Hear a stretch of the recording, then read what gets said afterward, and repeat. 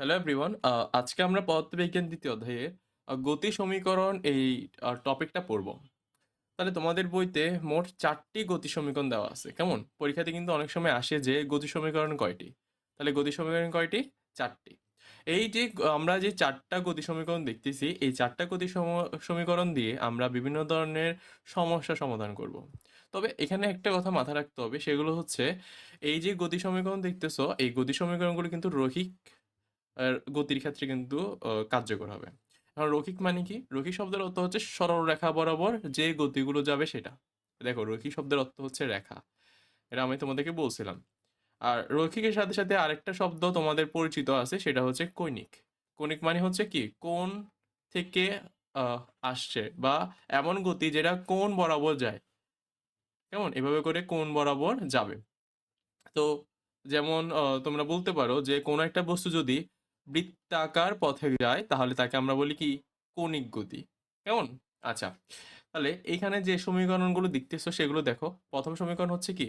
P সমান U plus এটি। তারপর দ্বিতীয় সমীকরণ হচ্ছে এস ইকুয়াল, অর্থাৎ দূরত্ব সমান U plus V divide by two into T. কেমন? আর পরবর্তী সমীকরণটা হচ্ছে S equal UT plus half AT square, এবং সর্বশেষটা হচ্ছে ইভি স্কোয়ার সমান U square plus two S. এখন তোমাদের অনেক সময় কনফিউশন লাগতে পারে যে আমরা প্রশ্নের মধ্যে কোনটা ব্যবহার করব বিভিন্ন সমাধান করার সময়, কোনটা ব্যবহার করব। এটা নির্ভর করবে তোমার প্রশ্নে কি কি মান দেওয়া আছে সেটা।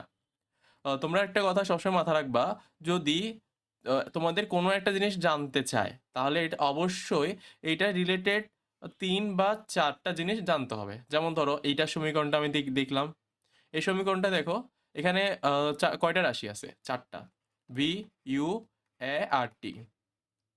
এখন তোমাদেরকে বললো এ এর মান বের করো। তো এ এর মান বের করার জন্য তোমাদেরকে অবশ্যই এই ৩টা মান দেওয়া থাকতে হবে বা জানতে হবে, নাহলে তোমরা এ এর মান বের করতে পারবে না। তাহলে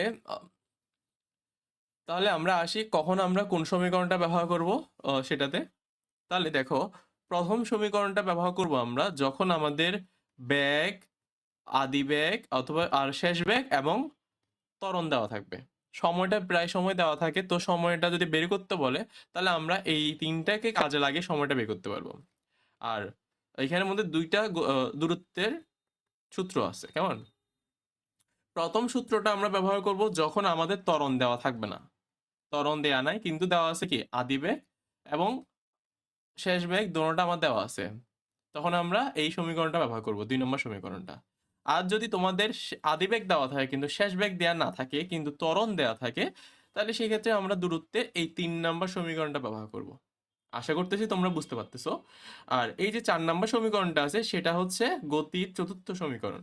এই চতুর্থ সমীকরণটা হচ্ছে সবগুলো রাশির একটা সম্পর্ক নির্দেশ করে। কেমন? যেমন এখানে দেখো, ভিও আছে, ইউ আছে, এও আছে, এসও আছে। এই সমীকরণটা আমরা ব্যবহার করব যখন আমাদের সময় দেয়া থাকবে না। সময় যদি দেয়া থাকে তাহলে বাকিগুলো ব্যবহার করব, কিন্তু সময় যদি দেয়া না থাকে তাহলে আমরা এই সমীকরণটা ব্যবহার করব। আশা করি তোমরা এই সমীকরণগুলো বুঝতে পারছো। তবে এইখানে একটা জিনিস মাথায় রাখতে হবে, যদি কোনো একটা বস্তু যদি স্থির অবস্থা থেকে শুরু করে, তাহলে স্থির অবস্থা মানে কি? অর্থাৎ কোনো ব্যাগ নাই। আর ব্যাগ না থাকা মানে কি? ইউ সমান শূন্য। অর্থাৎ এই আদি বেগটা তখন কি হবে? শূন্য হবে। অর্থাৎ স্থির অবস্থায় কোনো একটা বস্তুর আদি বেগ শূন্য। আশা করি আমি যা যা বলছি তো সবগুলো তোমরা মনোযোগ দিয়ে শুনছো। এখন দেখো, আমরা প্রথম সমীকরণ থেকে কি পাই? দ্বিতীয় সমীকরণ, তৃতীয় সমীকরণ, চতুর্থ সমীকরণ, এই ৪টা সমীকরণ থেকে আমরা বিভিন্ন ধরনের সম্পর্ক পাই। এই সম্পর্কগুলো আমরা একটু দেখি।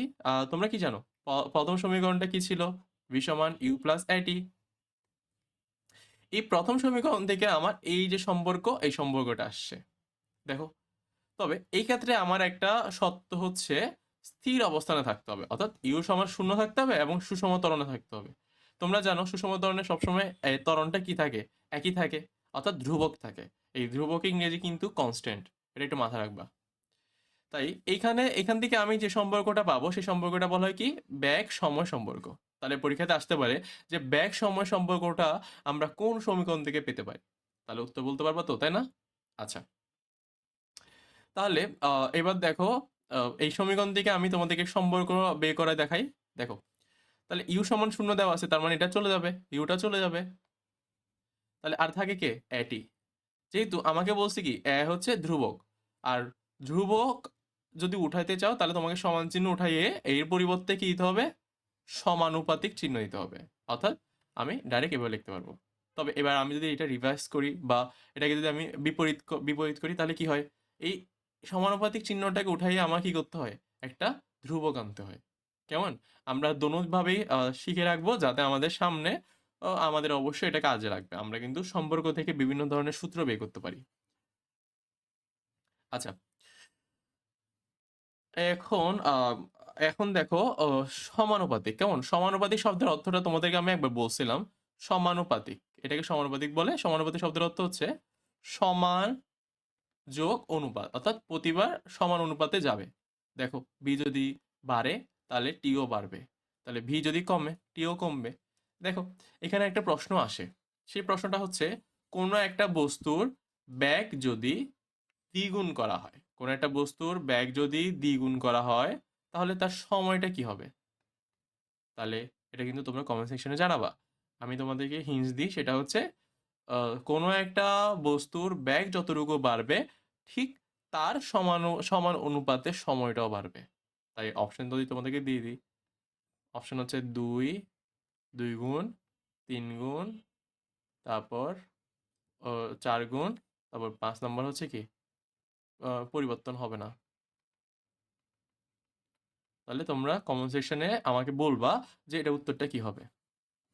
আচ্ছা, এখন আসি আমরা তৃতীয় সমীকরণ। দেখো দ্বিতীয় সমীকরণ থেকে আমরা তেমন একটা সম্পর্ক পাই না, কিন্তু তৃতীয় এবং চতুর্থ সমীকরণ থেকে আমরা সম্পর্কটা পাবো। তাহলে তৃতীয় সমীকরণটা কি ছিল?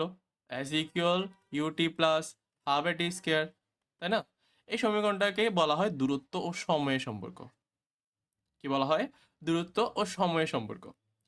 এইটা তো একই শর্ত প্রযোজ্য, যেমন স্থির অবস্থানে শূন্য ইউ সমান শূন্য ধরবো, সুষম ত্বরণটাকে ধ্রুবক ধরবো। তো এই ক্ষেত্রে এটাও চলে যাবে, এবং হাফটা কি? হাফটা হচ্ছে কনস্ট্যান্ট, তাই না? হাফটা হচ্ছে কনস্ট্যান্ট এবং এটাও কি কনস্ট্যান্ট। তাহলে এই হাফ এবং এ তুলে দিয়ে সমানের সাথে আমি এর পরিবর্তে কি বসাবো? সমানুপাতিক চিহ্ন বসাবো।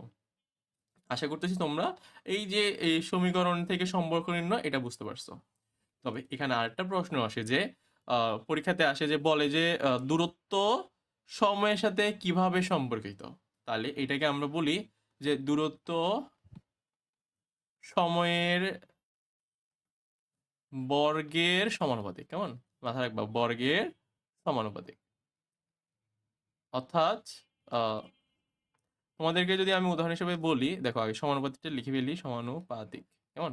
আচ্ছা, ধরো তোমাকে আমি বলছি যে দূর এই যে দূরত্ব, সেই দূরত্বটা দ্বিগুণ করা হয়েছে, তাহলে সময় কতটুকু হবে?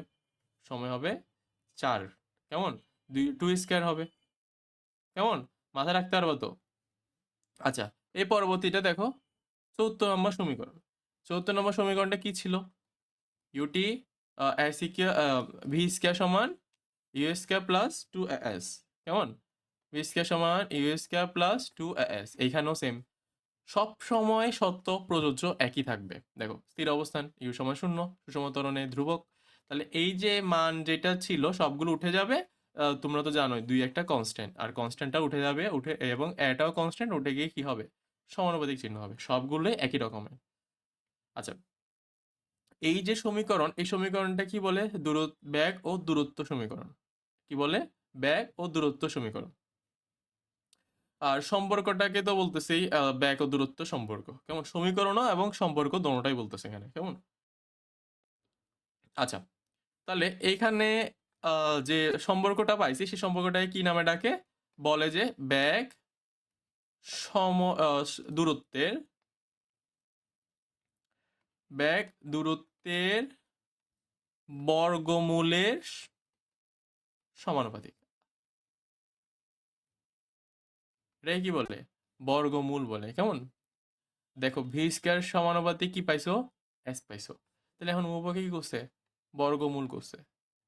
এখন তুমি তো জানো যে বর্গ আর বর্গমূল পরস্পরকে কেটে দেয়, তাই ভিটা মুক্ত হয়ে গেছে এবং রুটটা এস এর উপরে হয়ে গেছে আর কি, এস এর উপরে রুটটা হয়েছে।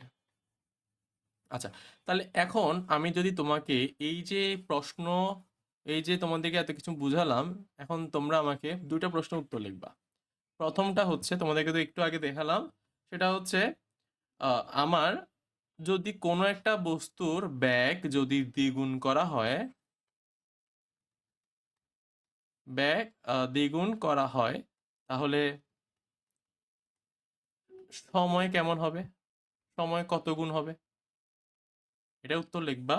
আরেকটা প্রশ্ন উত্তর হচ্ছে তৃতীয় সমীকরণ। সমীকরণকে কার সম্পর্কীয় সূত্র বলে? সমীকরণ বলে, হ্যাঁ, সম্পর্কীয় সমীকরণ বলে। এই 2টা প্রশ্নের উত্তর আমাকে কমেন্ট সেকশনে জানাবো, তাহলে আমি বুঝতে পারবো তোমরা কতটুকু বুঝতে পারছো। আর এই এই এই যে টপিকটা আছে সেই টপিকটা এইখানে যতটুকু পড়া হয়েছে এর বাইরে আর তোমার বইতে বলো গাইডে বলো কোথাও আর কিছু নাই। আশা করি তোমরা ক্লাসে মনোযোগ দিলে এই টপিকে সবকিছু বুঝতে পারবা। আর তোমাদের যদি কোনো প্রশ্ন থাকে আমাকে তোমরা কমেন্ট সেকশনে জানাতে পারো, কেমন? আচ্ছা, আজকে এত পর্যন্ত থাকুক, ধন্যবাদ।